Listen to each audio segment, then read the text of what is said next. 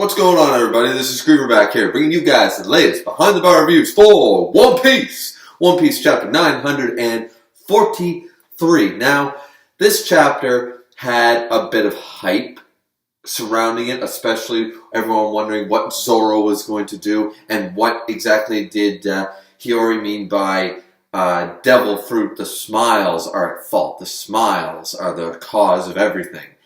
And, okay, so this chapter explains it a little bit, and this is multi-tiered, this is multi-layered versions of writing.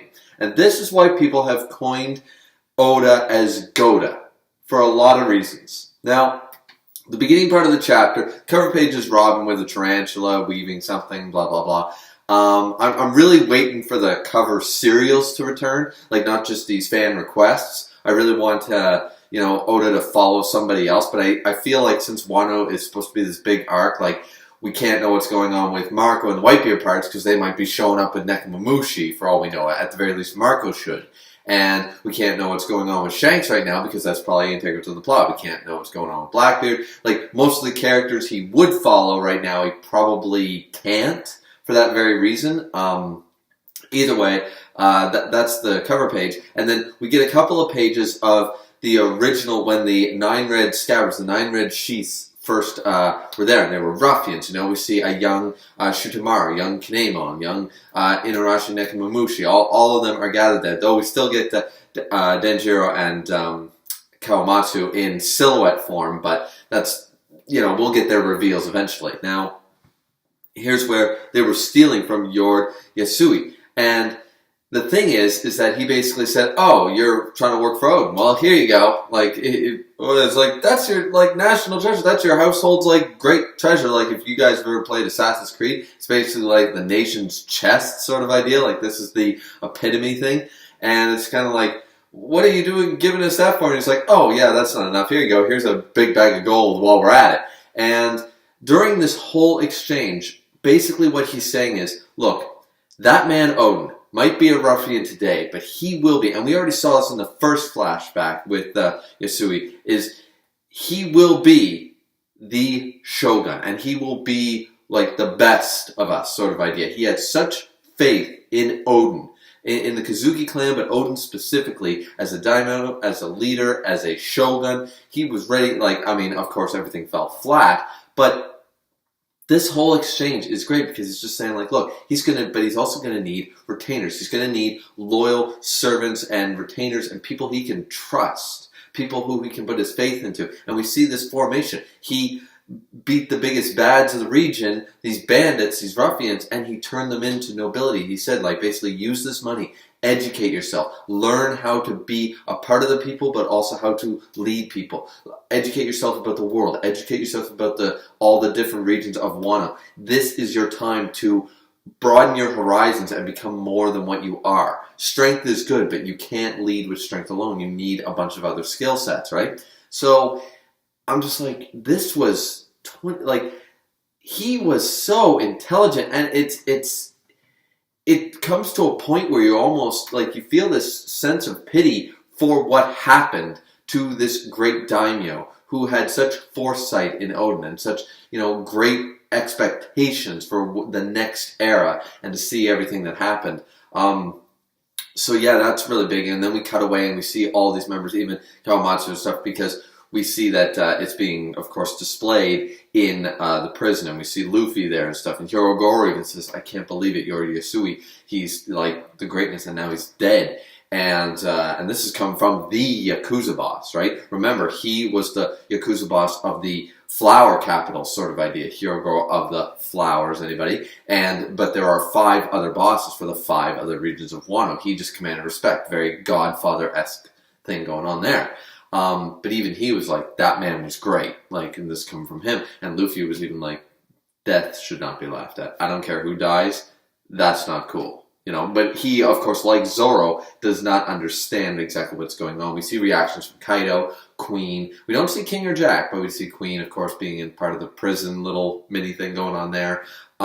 We see, as I said, Kawamatsu. We see Inorashi. We see Shutamaru. We see all of them, right?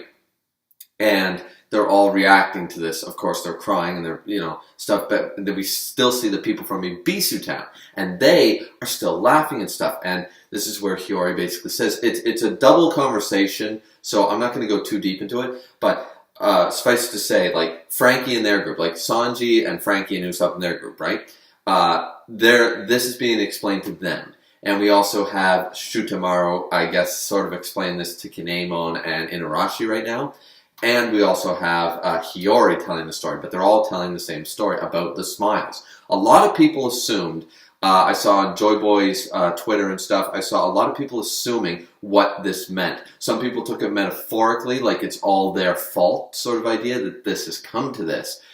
And some people took it as the whole smiles thing, this is something to do literally with the devil fruits and stuff. But I don't remember seeing anybody, people had some theories and they were kind of good, but I don't think anybody thought of it like this. Suffice to say, here's what basically happened. The people of Ibisu Town. So, the smile fruits, right? Created by, of course, Kaido, Doflamingo, and Caesar, and all that stuff. Being mass-produced, these smile fruits. Why are they called smiles? We learned that in this chapter. And all this information, I mean, go read the chapter, of course, but I'm going to try to explain it very, very quickly here. It's simply, these artificial fruits have the same adverse effects of, they have a failure rate, but they also have the same effects. You can't swim. I'm assuming sea prism stone don't work. Things like that, right? But you're unable to swim. There's another negative effect, though. It's first pointed out. He goes, if you took 10 fruit, we only have a 10% success rate with smile devil fruits. Out of the 1 out of 10 people sort of idea, for simple math there, it's not 1 out of 10. You could have 20 people lined up and nobody would get it. It's a 10% chance. And so it's not a guarantee every 10th person. But suffice it to say, what happens is you take a chance. And you either get this hybrid smile fruit, like we've seen with Hold'em, like the gifters, right? With Speed and Hold'em and people like that. Or you lose the ability to swim. You get the adverse effects. You're hated by the sea, so sea prism stone and all that stuff. But you also, your rage and sadness are the two terms used, but basically the majority of your emotions are taken away. And we saw that, and they flash back to the sad tank and all that stuff, right? And even though they destroyed it, that factory and everything, there were still a bunch produced. And they said that basically, so these people who ate the fruits were just like, they could only smile. They could only smile from then on because all their other emotions were taken away from them. And they didn't get the powers. Now, that's bad enough in itself. But Oda takes this one more step further. And I mean, we do some history lessons for those of you who forget Dressrosa and forget Punk Hazard and stuff like that. We're getting a bit of history lessons leading up to it. But suffice to say, that's our new information. Is that these fruits have a failure rate. And the thing is, I mean, because they're artificial. The other weird thing about this is, I have a question. Because when I first read it, it was like 5 in the morning, and I had just woken up because of bad sleep, syndrome and stuff. And when I woke up, I checked it, and when I first read this, I thought, so wait a minute, do they get like 10 like lion smile fruits? Everybody eats it, and some lucky sap gets to be Hold'em, or unlucky, and the other ones don't? Like, did they make 10 lion fruits? Did they all take a bite of it? Did they all, like, I was kind of confused at first. I think after reading it a few times, I've cleared this up. Potentially, they do put the essence of a lion in multiple fruits. But I'm thinking that they don't double up. In the same way that you'll never find another Gumma Gumma no Mi in the world, smile fruits work to a degree, but you can't make 2. You'll never have 2 Hold'ems. You won't have 2 Speeds. You won't have 2 Batmans. Because once the fruit takes hold, the other ones become useless, if that makes sense. That's what I'm going to go for right now. It's not really stated in this chapter, but that's the way I'm thinking it does work, is that eventually, like, yeah, these things will fail, but once somebody gets it, that's it. All the other fruit are useless. So you can make 100 more lion fruits, but since Hold'em is not dead, then that essence is not. But, I mean, you could make the argument that it's artificial and stuff, so there's a possibility, there's vast possibilities to these smile devil fruits. We just don't know enough about it. Probably get more information when we reach Dr. Vegapunk. Now, the other side of this, as I said, Oda takes this one step further, and here's where the Goda writing comes into play, is that, like, this is insane, guys. At first, when we were introduced to Ibisu Town, and we learned about the people, and it's like their only thing they can do is smile and stuff.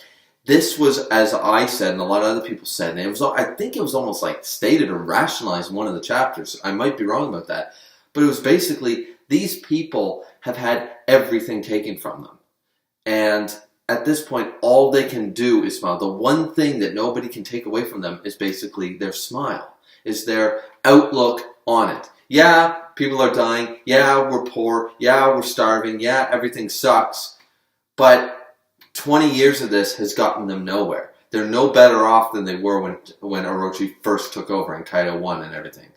So at this point, this group of people have basically banded together and decided that in this place, you know, we're just going to make the best of it. If we all die, we all die. But if we all live and see another day, at least we carried on our smile. It was like the ultimate act of defiance. It was their only way to basically defy Orochi and his rule and everything. That's the way I kind of took it. I went a little deep with that. I said, well, that makes sense, you know. If that's the only thing left to you, you know, you're bound by chains, you do this, you do that, you know, you can't use your arms, you can't fight, you can't use your legs, you can't do this, you can't do that, you can't run away, you can't stand your ground, you can't do anything. What can they not take away? They can't take away your smile, sort of idea. And I was like, okay, that's metaphorically, that kind of works from a mental standpoint, right? But no, I was wrong. And see, right there, that's good enough. This is what I'm saying about multi-layered writing at the beginning of the review.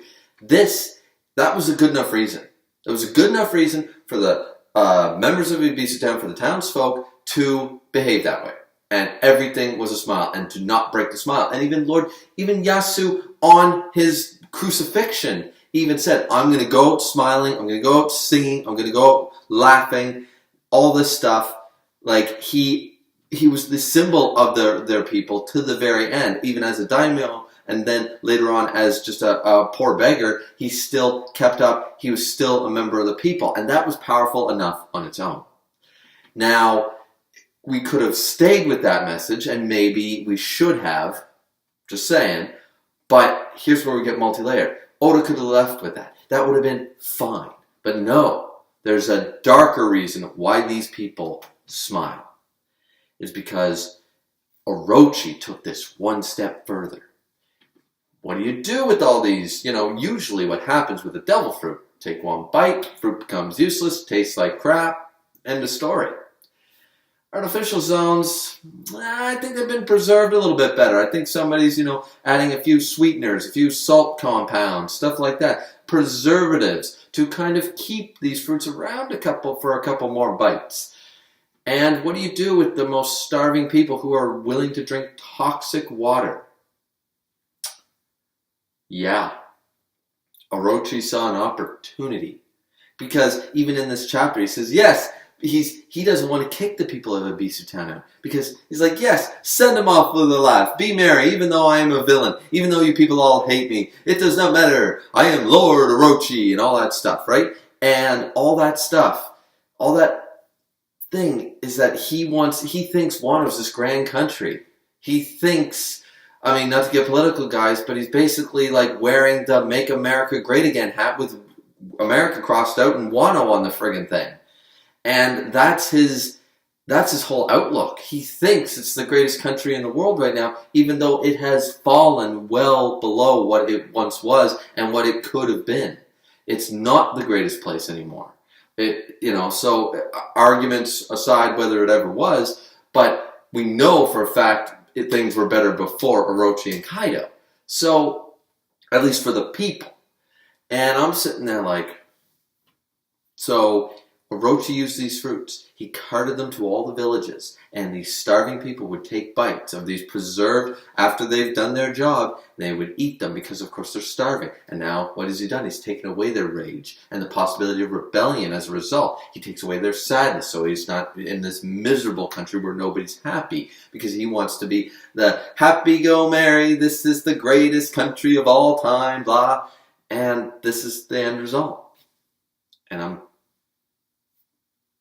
that is the most cruel, most evil. And these people, even when their parents die, even when their kids are killed, even when their great lord himself, their last daimyo of the old age, is gone, they laugh. Even his daughter, who was clearly eating the fruit and stuff, is there, slips through the cages and is laughing and trying to use the toad oil that Usopp bought her. And that's a big feel moment, because Usopp's like, no, Toko, I'm sorry, that medicine will not, and that's heartfelt, because Usopp was doing this just to blend into the crowd and try to, to gather information and stuff like that. And to see, he's like, that's a very one-off panel thing, but you got to remember how Usopp must feel right now. This little girl, while laughing, is thinking that the toad oil that he sold her will, because he bolstered about it, will save her dad from death. And he knows it won't. I mean, if it even has any real properties at all. And yeah, so that's like this whole like as I said, you could have left it at this is their one way to defy the current government of Wano. But Oda takes this a step further, and he makes this dark. He brings back that Doflamingo and Caesar treated like Buggy 2.0 in the New World. And Doflamingo, locked up and forgotten about for a while now, their influence is still heavily felt well past their arcs. And just wow. Now, Shogun Orochi, he notices Toko and stuff, and he's like, oh, there's that little shit stain. I'm gonna end this right now. Like you're the reason Komurasaki's dead. Even though he must, this is even the sicker thing. He must realize that the reason these people are laughing is because of his nefarious, insidious plot. So he knows he must, if he's got even one brain cell, he must know that the reason this poor girl is laughing and laughed in the palace was because what he did. If he does realize it, this makes him even crueler. And if he doesn't realize it, that still makes him way even worse. Like, this is just... Oh, so, final page, he shoots, of course, then we see Sanji and Zorro, bang! Nope, not having that. Zorro's got Otoko, and he's like, yeah, nope. And Sanji's just like, flame on sort of idea with his foot. And they both notice each other like, what? Sort of idea. And everyone's like, that's the magistrate killer! That's the Slobostan guy! Bang! And cliffhanger of cliffhangers. Now, there is one more thing before we end this review. I'm trying to make this one short. Clearly by the timestamp it's not going to happen. But for all those people who do the Sanji versus Zorro thing, I don't really get into that very much. My personal opinion, I think Zorro is, the stronger of the two if they were to finally clash. It goes Luffy, Zorro, Sanji. That's just the order it's always been, in my opinion. Doesn't make Sanji weak, just the way I thought of it. That's the way I've always interpreted it, and I don't go too deep into that. But in this case, I think they really took away a stellar Zorro moment. Everyone at the end of 942 saw Zorro's, the veins in his forehead and the dark shading that Oda does when he's pissed. Orochi's right there. His friend, for only over 5 minutes, has just been killed. Zorro's single sword style, I don't care that I don't have my other two swords. I don't need them to rip some shit up. I am wrecking this place right now. That's what we expected. Zorro simply stood there and let Hiyori basically tell him the history and why Smiles are to blame. And then it was like, alright, now that I know, that makes this even worse. I'm just ending this right now. I don't care about our plan. Kaido will come after. I'm getting rid of this guy right now. We all felt that was his attitude. Zorro fans or not, you all know this is what Zorro's thinking. Cut him up. Slice him up. That was the only thing going through Zorro's mind. And this chapter was building to that. Last chapter hung us on that fact. And then to kind of, I mean, it hasn't, I feel like it was taken away. Zorro's second big moment in the Wano arc, you know, him cutting the whole building and killing the magistrate and all that stuff, is one thing. But this would have been a big second moment for Zorro, to just see him do the same thing. Like, shing, get rid of the whole execution stand, take out, like, Orochi's crown or something, slash him across the face, give him a big scar, anything. I mean, I don't think Orochi's going to die right here in the next couple chapters, but he still could have, like, bam, and like, ah, damn, you know, sort of idea, like, dude's resistant or something, right? But he still attacks him and has this big epic moment where he's just, like, looking at Orochi, and Orochi's scared, you know. This was set up to be a Zorro moment. Now, once again, Zorro is not one of my favorite characters. I like him, I really do, and I like Sanji. I like them both. But here right now, I don't like it. Even if you took a character that I didn't enjoy so much, I can't really think of one of the Straw Hats. I like them all. But you still, if you build up to a character moment, I still want that character to have their moment. So I feel a little robbed as someone who does like Zorro a lot, and I feel like this was building up, especially since we've already had Whole Cake, we already had Sanji, we haven't seen Zorro in a long time. Is it a cool way to introduce, like, Sanji and Zorro meeting up again? And a big thing is, remember how Zorro reacted to Usopp when he fought and stuff. Is Zorro going to be too happy to see Sanji right now if he finds out, you know, until he learns that Sanji, you know, broke down and cried and stuff like that? Like, you don't defy our captain, you don't hit our captain sort of idea. He's got that very military-esque outlook on a pirate ship. And so, will this be interesting? Of course it will. We've all wanted to see Sanji and Zorro meet back up again and have their banter officially. But, I don't know. This right here, I feel like some of Zorro's, like, moment was kind of stolen a bit by having Sanji jump in as well. Still a great chapter, still a great cliffhanger to leave us off on, leaving us thirsty. We're thirsty for more. We're thirsty, Oda, chapter 944. But, yeah, so what do you guys think? That's just an opinion, guys. It's not right or wrong. It's just the way I thought. Like, I was kind of disappointed when I first read it. I was like, oh, it kind of took away some of Zorro's spotlight. But either way, what do you guys think of the chapter? What do you think of the review? Did you love it? Did you hate it? Please like, subscribe, comment. As always, it's always very much appreciated. This has been Griever with your One Piece chapter 943 review. As always, guys, drink responsibly, and we'll see you back here next time. Bye-bye.